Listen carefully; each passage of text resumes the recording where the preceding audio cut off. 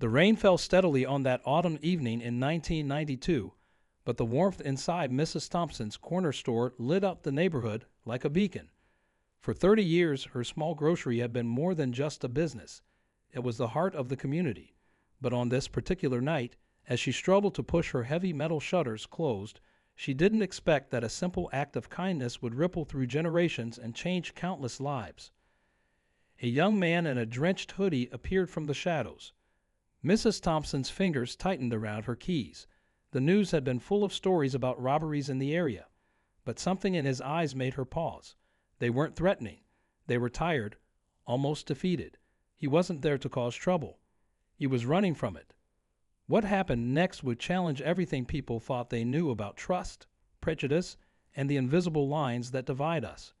In a neighborhood where people mostly stuck to their own kind, where suspicious glances often replaced genuine hellos, two complete strangers from different worlds were about to discover the extraordinary power of looking beyond surface appearances.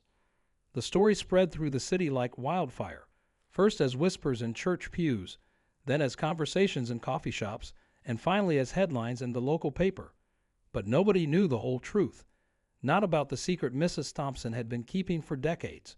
Not about why that young man was really out in the rain that night. And certainly not about how their chance encounter would spark a movement that would touch thousands of lives. Some called it coincidence. Others saw divine intervention.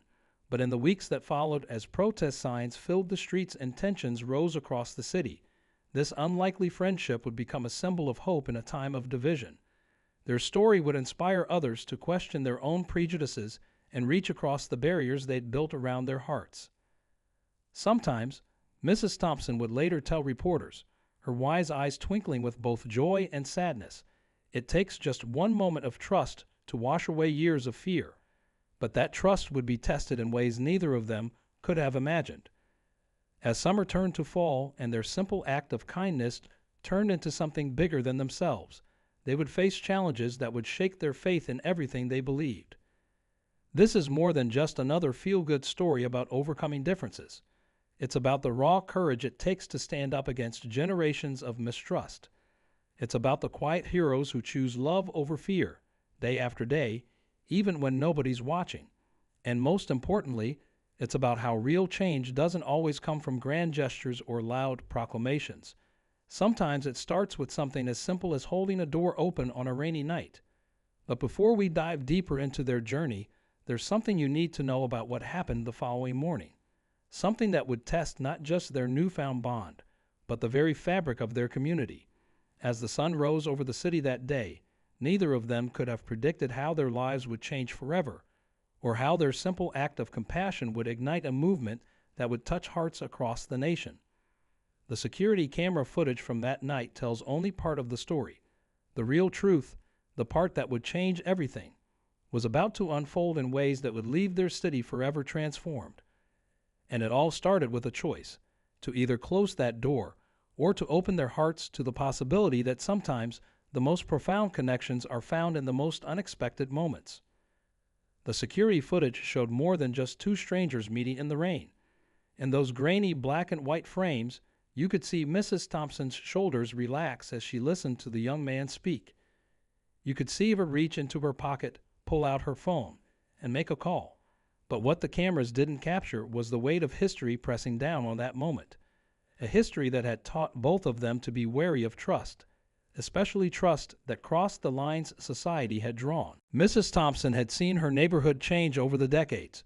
She remembered when the factory closed in '85, taking with it not just jobs but dreams.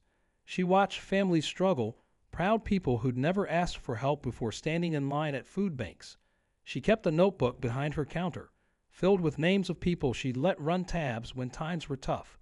Some paid her back in cash, others in kindness, watching her store when she needed to visit her sister, bringing her soup when she caught the flu, keeping her company on slow Sunday afternoons. The young man, we'll call him David, had his own story. An honor student with a full scholarship to state, he'd put his dreams on hold to care for his grandfather after the stroke.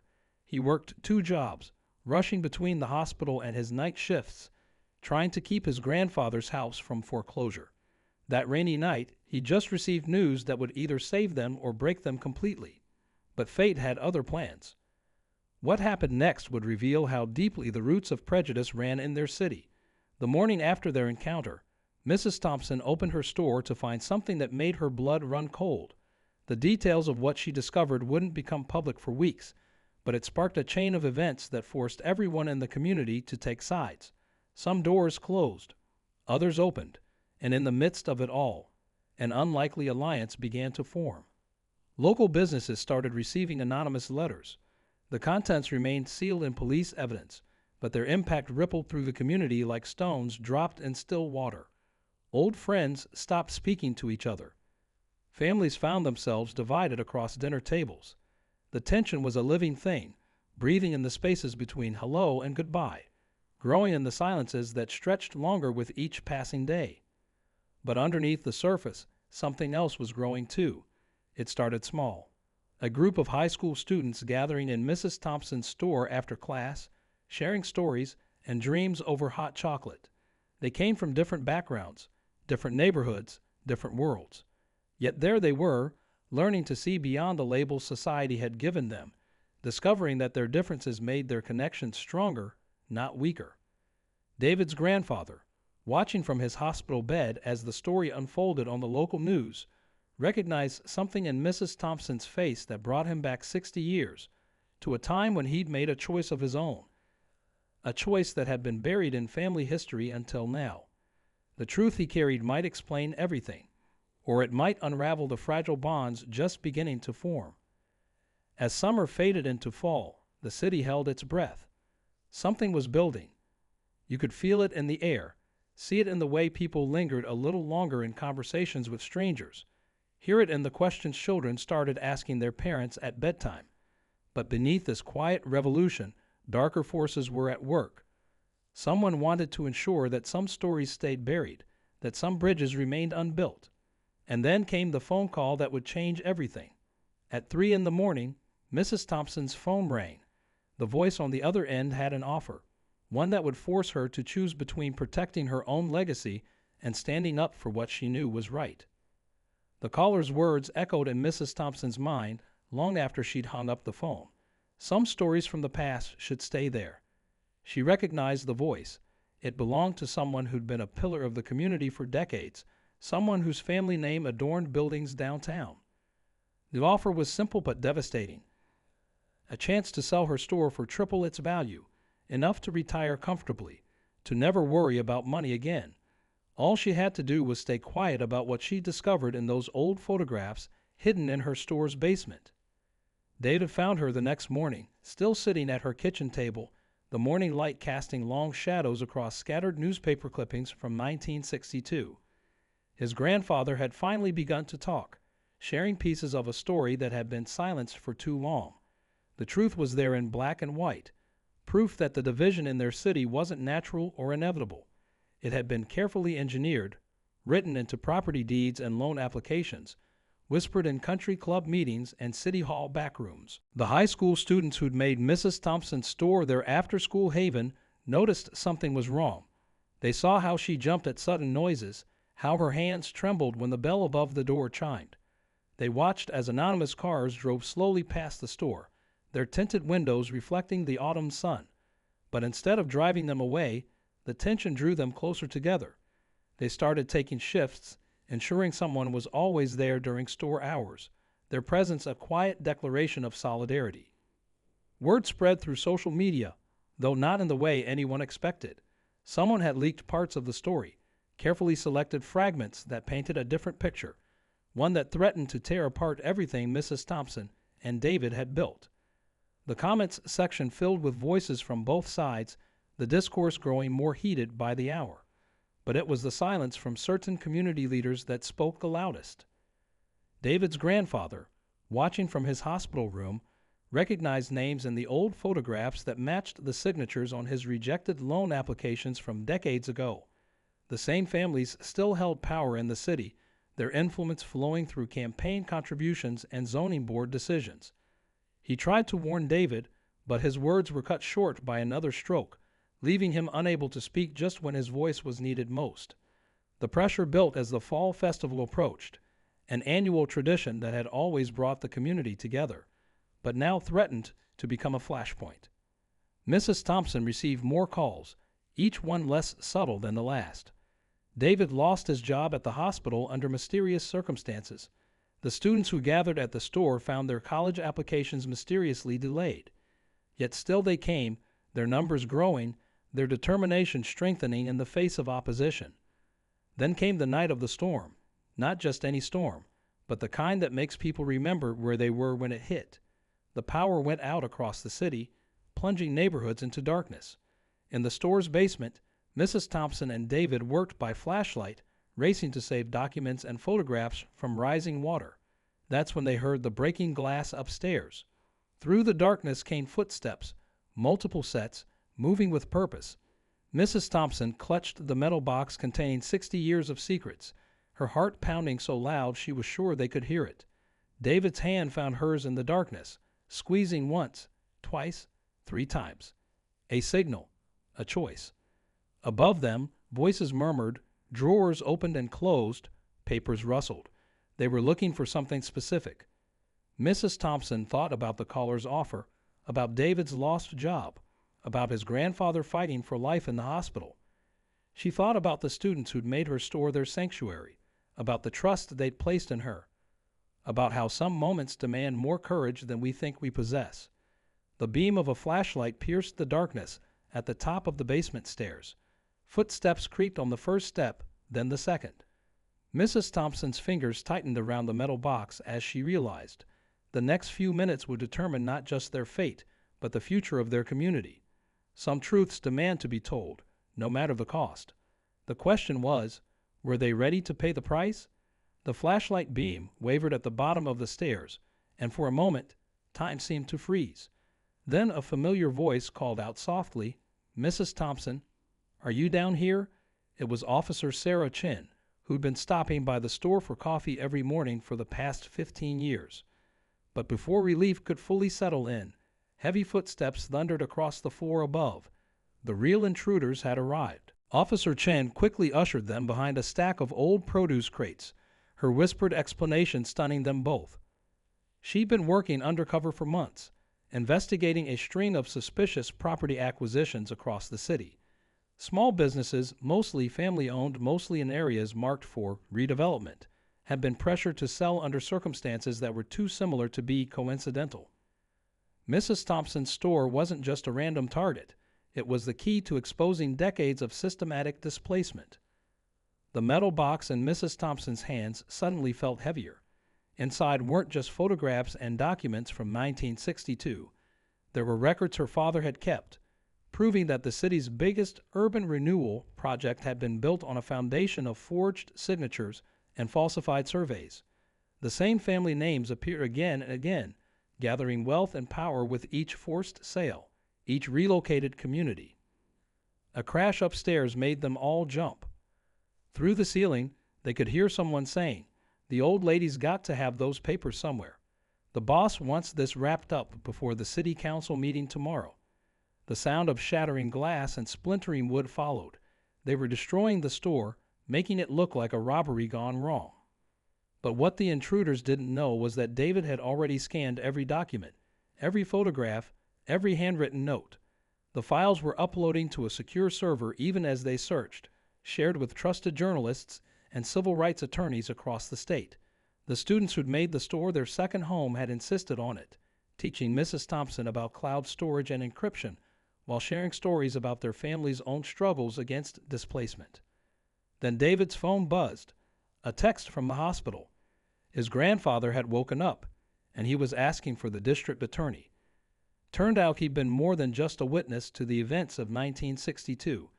He'd been keeping his own records, waiting for the right moment, the right allies, to bring the truth to light. But he wasn't the only one who'd been waiting. Through the basement's small window, they saw car headlights pulling up outside. Not police cars or the intruders' vehicles, but a long line of cars and trucks stretching down the block. The community was arriving. Families who'd lost homes, business owners who'd been forced out, young activists, and elderly residents who remembered how things used to be. Word had spread through a network older than social media, carried by church groups and neighborhood associations, barbershops, and beauty salons. Officer Chen's radio crackled with reports of crowds gathering at other sites across the city: the courthouse, city hall, the offices of the development company that had been buying up properties. The story wasn't just spreading, it was sparking a movement. But with movement came danger. The footsteps upstairs grew more frantic, and through the floorboards, they heard one of the intruders make a phone call. "Sir, we have a problem. They're all here. All of them." The metal box contained one more secret, something neither Mrs. Thompson nor David had found in their initial search. Hidden in a false bottom was a single envelope, sealed with wax, addressed to the people of our city, and dated for today's date.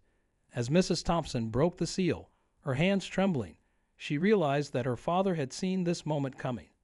He prepared for it.